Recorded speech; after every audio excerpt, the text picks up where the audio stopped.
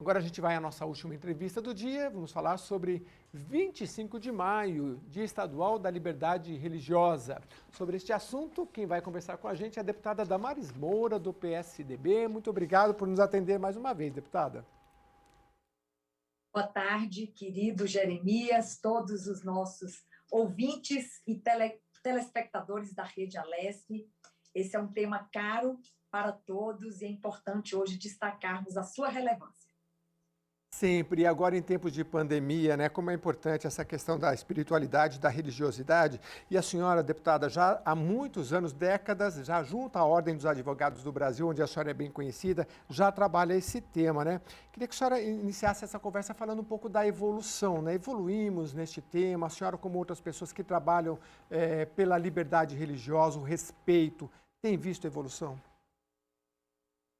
Jeremias, ainda é desafiador este assunto, porque a convivência com os iguais, ela é muito mais fácil do que o reconhecimento, a convivência e o respeito às diferenças. Nós somos um país diverso, inclusive do ponto de vista religioso, e o grande desafio é esse trabalho permanente, vigilante, educativo e de conscientização ao reconhecimento de que o outro é merecedor do mesmo respeito e da mesma consideração que nós reivindicamos para nós mesmos. E agora, na pandemia, especialmente agora, eu diria, quando todos os impactos econômicos e sociais se fizeram presentes na vida em sociedade, a intolerância, ela se acirrou em várias dimensões da convivência e da vida humana. E não foi diferente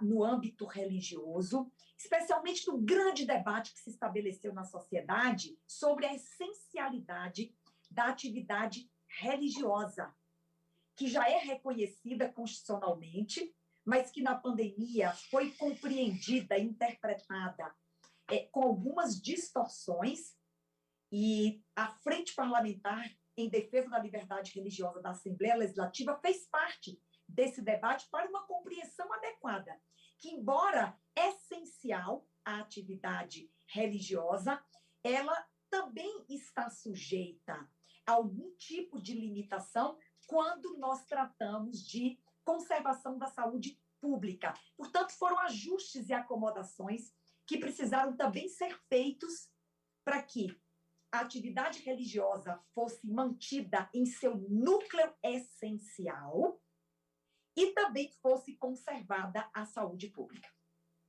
Deputada, nós vivemos em tempos de pandemia e, às vezes, pelas redes sociais, é como se fossem trincheiras, né? Onde eu posso atacar o outro de uma forma um pouco meio escondida, sem ninguém saber, não só, como a senhora colocou, de forma abrangente, às vezes na política, mas na religião a mesma coisa, né? A senhora pensa que, qual é a forma de, nas redes sociais, eletronicamente, já que está todo mundo aqui conversando por meio de telas, né? Nossa convivência pessoal tão importante, né? Nesse momento a gente não pode. Que a senhora vê que é possível ter mais tolerância, mais respeito em meio às redes sociais também?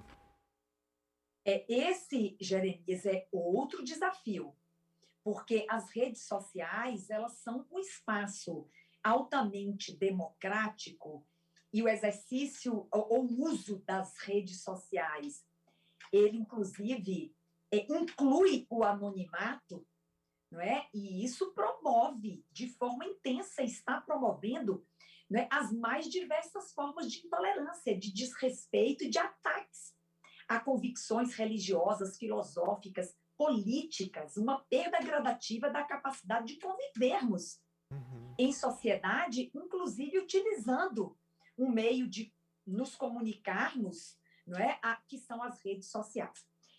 Ainda não temos uma solução, Jeremias, para este tema, embora nós já tenhamos, quando fui presidente da Comissão de Liberdade Religiosa da OAB, tenhamos feito uma campanha bem interessante, alguns anos atrás, para buscar essa convivência pacífica nas redes sociais no que diz respeito à tolerância religiosa.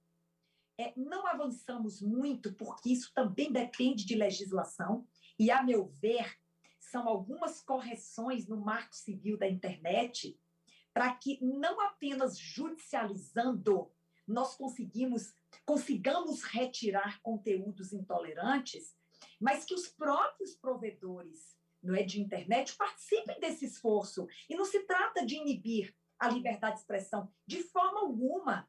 Se trata de promovermos o respeito entre todos. Pois é, a senhora sabe que quando a gente fala de intolerância, fala de preconceito, né? E eu não sei a opinião da senhora, mas a pandemia pode acirrar, porque quando você vê, por exemplo, um determinado tratamento para quem mora em determinado estado ou determinado país, com chacota, aí a pessoa vai lá naquele estado, é recepcionada amavelmente, né? Quando a gente se aproxima, é um ser humano, não importa a coloração política dele, a religiosidade, as pessoas se entendem. Agora, com a pandemia, né, como eu disse antes, é uma trincheira e a gente tem que buscar esses desafios para enfrentar também. E um deles, doutora, a senhora é autora da Lei 17.346 de 2021, que institui no estado de São Paulo, eu estou aqui com a lei, a questão da liberdade religiosa, né, a instituição de Lei Estadual de Liberdade Religiosa no Estado de São Paulo. Comenta um pouco para a gente como é que está sendo o desdobramento dessa lei. Jeremias, nós estamos em plena Semana Estadual de Liberdade Religiosa, você já mencionou, que orbitou em torno do Dia Estadual de Liberdade Religiosa, instituído por lei, o dia 25 de maio, que foi na última terça-feira, e nós realizamos diversos eventos durante toda a semana, acabei de sair de um deles, para fazer uma abordagem jurídica do tema, abordagem social, uma abordagem no mundo corporativo e nas relações de trabalho. São muitos espaços de convivência que precisam reconhecer o direito da diversidade, ou reconhecer a diversidade religiosa. E nós celebramos nessa semana a Lei Estadual de Liberdade Religiosa, da minha autoria, 17.346, que você acabou de mencionar, que foi sancionada no último mês de março pelo governador de São Paulo, no reconhecimento de que, embora esse direito esteja garantido constitucionalmente, o seu exercício encontra-se violado permanentemente. E ela precisa uma legislação como essa, ampla, inclusiva, com mais de 70 artigos, é a primeira lei de liberdade religiosa do Brasil, para regulamentarmos o exercício. Na prática, como eu posso exercer plenamente e livremente a minha liberdade religiosa do ponto de vista individual, coletivo e organizacional? Então, a lei trata de tudo isso, além do seu caráter educativo, conceituando, não é, as diversas faces da intolerância e estimulando a sociedade e o Estado a promover esse direito para todos e em todos os lugares. Deputada Damares Moura, sempre um prazer enorme receber a senhora aqui. Nosso tempo chegou ao fim, mas a senhora Clara é sempre nossa convidada e é só ir lá na rede Alesp, no YouTube, tem uma vasta programação com a senhora e parabéns aí pelo trabalho com tantos seminários, palestras pelo estado todo para divulgar esse tema que a senhora defende aí da liberdade religiosa. Muito prazer em recebê-la novamente. Muito obrigada, Jeremias. Nós estamos falando de um tema grandioso.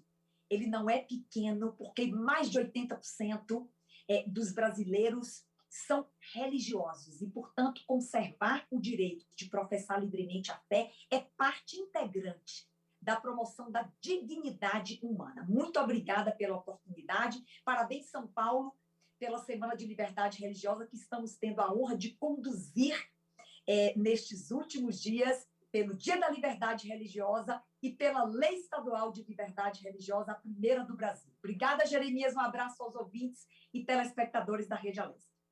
Muito obrigado. Se você tem interesse no tema, é só ir lá no campo de busca, colocar o nome da deputada Damares Moura, você vai ver tanta atividade que ela está fazendo nessa semana aí da liberdade religiosa. Olha, o Jornal da Rede Alesp vai ficando por aqui, nós voltamos na segunda-feira, no mesmo horário. Fiquem agora com o Tribuna Virtual.